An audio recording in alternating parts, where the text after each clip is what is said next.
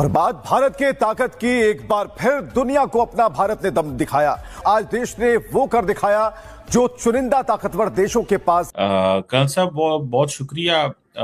लेकिन इम्पोर्टेंट चीज यह है कि प्राइम मिनिस्टर मोदी ने जो खिताब किया आज, उसके अंदर अगर मैं आपसे कहूं एक ऐसी दुनिया जहां बिजली कभी खत्म होगी ही नहीं, जहां प्रदूषण का नामो निशान होगा ही नहीं और ऊर्जा के लिए हमें किसी दूसरे देश या फिर कोयले की खानों पर निर्भर न रहना पड़े।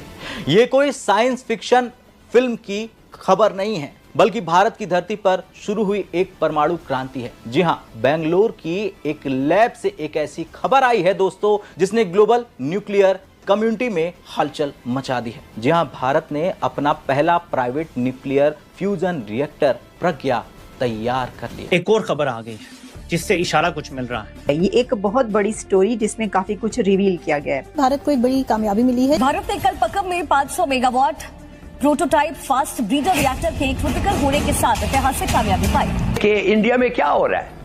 भारत के खतरनाक जौहरी अजाइम बेनकाब। आलमी जरीदे ब्लूमबर्ग के मुताबिक मोदी सरकार का एटमी प्रोग्राम पर 214 अरब डॉलर खर्च करने का प्लान। न्यूक्लियर रिएक्टर्स बनाना चाहते हैं और वंदे मातरम भी गाया गया है, जो कि आज तक पहले नहीं गाया गया। क्या सिग्निफिकेंस क्या है इसकी? What do you make of that? मतलब इसको मैं थोड़ा समझ आपसे सिग्निफिकेंस समझ। 2047 तक हम 100 गीगावाट न्यूक्लियर पावर का लक्ष्य लेकर के चल रहे हैं। इसी एक दशक में हम 5 नए न्यूक्लियर रिएक्टर शुरू करने का लक्ष्य लेकर के चल रहे हैं। इस वर्ष भारत ने फास्ट ब्रीडर न्यूक्लियर टेक्नोलॉजी में महारत हासिल करके एक अहम पड़ाव पार किया है और उसके कारण परमाणु ईंधन में आत्मनिर्भर बनने की दिशा में हमें एक बहुत बड़ा सफलता का। दरअसल प्रज्ञा का अर्थ है प्रज्ञा यानी कि बुद्धि। अब ये नाम इसे बिल्कुल सही दिया गया है। क्यों? क्योंकि ये मशीन इंसानी बुद्धिमत्ता का शिखर है, लेकिन तकनीकी भाषा में इसे कॉम्पैक्ट लो एस्पेक्ट रेशियो टोकामक कहा जाता है। और अगर कोई आपसे ये हेलो दोस्तों, आपका रानी न्यूज़ 24 चैनल पर स्वागत है। दोस्तों, हम आपको बता दें कि भारत में अब किसी भी कमी या नहीं आने वाली, क्योंकि दोस्तों भारत ने न्यूक्लियर पावर प्लांट लगाने की सोच ली है। जी हाँ दोस्तों, 2026 के अंदर भारत ने ऐलान कर दिया है कि भारत में न्यूक्लियर पावर प्लांट लगने जा रहा है और 2027 में सक्सेसफुली लग भी जाएगा। दोस्तों, मैं आपके आगे हाथ जोड़ता हूँ, प्लीज़ आप मेरे चैनल को सब्सक्राइब कर दें, वीडियो को लाइक कर दें और इस वीडियो को शेयर कर दें। दोस्तों, आप हमारी सपोर्ट करें प्लीज़, आपको गरीब की दुआ लगेगी, क्योंकि दोस्तों हमने हमारे परिवार की जिम्मेवारी इस यूट्यूब चैनल के माध्यम से उठाई है। तो दोस्तों, अगर हमारी वीडियो नहीं चल पाती है तो हम कुछ नहीं कर पाएंगे अपने परिवार के लिए। तो दोस्तों प्लीज़ आप अपनी हमें प्यार दिखाएं और इस वीडियो को शेयर करें और इस वीडियो को वायरल करें, ताकि हम अपने परिवार की मदद कर सकें। तो दोस्तों, वीडियो को लाइक करें, चैनल को सब्सक्राइब करें और वीडियो के लास्ट तक बने रहें। पाकिस्तानी मीडिया ने क्या बोला और कौन कौन से देश भारत को सपोर्ट करने वाले हैं। दोस्तों कि टोकामक है क्या, तो उसे ये जरूर बताइए कि ये एक डोनट के आकार का वैक्यूम चैम्बर होता है। इसके अंदर गैस को करोड़ों डिग्री सेल्सियस तक गर्म किया जाता है, जिससे वो प्लाज्मा बन जाती है और इस प्लाज्मा को शक्तिशाली चुंबकीय क्षेत्र के जरिए हवा में लटका कर रखा जाता है। जब इसके अंदर परमाणु आपस में टकराते हैं तो वैसे ही ऊर्जा पैदा होती है जैसे सूरज के अंदर होती है। तो चलिए अब जानते हैं प्रज्ञा की खासियत। देखो जी, वो सूरज बना रहे हैं ना, सन बना रहे हैं, सूरज बना रहे हैं। आज गूगल का सीईओ है, कोई भी है, वो इंडिया आता है, पाकिस्तान नहीं आता। ठीक है, आप इस चीज़ को मानेंगे। आईटी का दौर है, अब आईटी इंडिया पे है। ठीक है, इंडिया है सर उनकी पूरी दुनिया में। हाँ, तो फिर देखे ना, हमारा उनके साथ कोई मुकाबला है? अब उनका जो IPL है उसका जो बजट है वो हमारी टोटल इकोनॉमी है उससे ज़्यादा है। बड़ी खबर सामने आ रही है कि इंडिया और रशिया मिलकर वर्ल्ड का सबसे पावरफुल न्यूक्लियर फ्यूजन रिएक्टर, जिसको आर्टिफिशियल सन का नाम भी दिया गया है, तैयार करने वाले हैं। मैंने तो ये सुना कि चांद पे ना वो प्लाटिंग हो रही है, वहाँ पे ना घर बन रहे हैं, खरीद रहे लोग।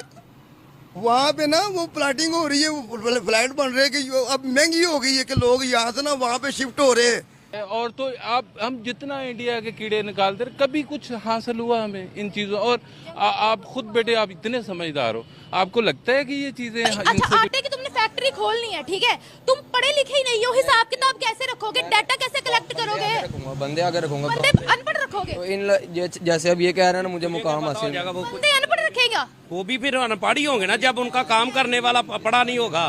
आप कह रहे हैं तुम्हारी उम्र पढ़ने लिखने की है। ये रोड पे ना ये छाबे लगाते हैं, रोड पे केले लगा के बैठे होते हैं, अनपढ़ जो होते हैं, जो बड़े बिजनेसमैन है वो भी ज्यादातर अनपढ़ ही होते हैं। पढ़ाया ना उनको। दुनिया के जो अमीर तरीन लोग हैं ना वो भी मैं बता रहा हूँ, यहाँ पे लिखा है इधर बिजनेस, मुझे कोई दिक्कत है। ओ भाई, मैं मान रही हूँ कि इसमें बिजनेस नहीं लिखा हुआ, बिजनेस नहीं लिखा हुआ, लेकिन एटलीस्ट ये जो हमारी एजुकेशन है ये भी जरूरी है। तो आप लिखते क्यों? तो क्यों लिखना, क्या है इसमें तालीम का तो ताल्लुक ही नहीं है। पढ़े लिखे बगैर तुम लिख लोगे? मैंने कहा कि बेसिक तालीम, मतलब के बंदे को इतना आ जाए कि बोलना फिरना चलना, बस पाँच तक बंदा पढ़ ले, आगे भी अपने बिजनेस की फील्ड में चल। हमारे बच्चों की हाल है, हमारे बच्चों का हाल 5 तक पढ़ लो, आगे जरूर। जो एक एनिमी और जो नफरत का कीड़ा है ना, वो दिलों में बसा हुआ है कि नहीं है। सर, इस चीज़ को निकालने के लिए हमें क्या करना पड़ेगा? क्योंकि ऑफिशियल लेवल पर तो ये दुश्मनी चलाई जा रही है, जब भी कोई इक़दार में आता है दुश्मनी का कहता है, इवन के उसी बेस पे तो उनकी चल रही है। दुकानदारी चलाने के लिए कुछ तो आपको शो करना पड़ता है ना। ये उनकी दुकानदारी बेस ही चीज़ है कि ये ऐसे जैसे एक मरीज इंडिया तो कर चुका, इंडिया का तो हम मुकाबला नहीं कर सकते। अब उनकी $150 बिलियन की तो आईटी इंडस्ट्री है, हमारी टोटल भी इतनी नहीं है। तो हमें ये देखना है कि हम कैसे खित्ते के। दूसरा इसके साथ है अफगानिस्तान। दो चीज़ें हैं। अब पाकिस्तान, मैं नहीं कहता, हमारा वज़ीर आज़म इमरान खान कह गया कि उन्होंने एक लेटर दिया, हुकूमत गिर जाती है। मतलब पाकिस्तान के अंदर जो फैसले हो रहे हैं वो अमेरिका कर रहा है। अमेरिका अफगानिस्तान के अंदर कभी चाहता है कि सुकून हो, नहीं चाहता। ये हमको आपको पता है, सब इससे वाकिफ हैं, ठीक है। अब दूसरा, हमारी मुखालफत में कौन है? इंडिया। जो मुखालिफ होता है ना वो हम। अब जो आपने इलेक्शंस की बात की, हिंदुस्तान में जो इलेक्शन होगा, मुझे जहाँ तक मेरा सेंस है वो ये है कि प्राइम मिनिस्टर मोदी फिर से जीतेंगे। और जिस तरह पहले उन्होंने ये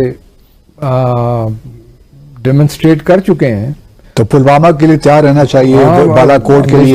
ये है, दिस इज पॉसिबिलिटी। ये खबर ये चल रही है कि जो हमारे फॉर्मर एम्बेसडर अब्दुल बासित साहब, उन्होंने इंटरव्यू किया एक और फॉर्मर एम्बेसडर जमीर अकरम साहब, उन्होंने ये कहा कि जो इंडिया के प्राइम मिनिस्टर नरेंद्र मोदी साहब हैं वो आने लगे हैं अगली टर्म में। और तो दोस्तों, मैं आशा करता हूं कि आपने हमारी बात सुनी और हमारे चैनल को सब्सक्राइब भी किया, वीडियो को लाइक भी किया। दोस्तों, आप अपना प्यार इस प्रकार ही दिखाते रहिए और हमारे इस वीडियो को वायरल करवाने के लिए आपका धन्यवाद। दोस्तों, मैं बात बोल रहा हूं कि मेरी वीडियो ये वायरल है तो प्लीज़ आप वायरल करवा दो, क्योंकि आपके हाथ में ही है। ये बात मेरी गलत साबित नहीं होनी चाहिए मेरे दोस्तों।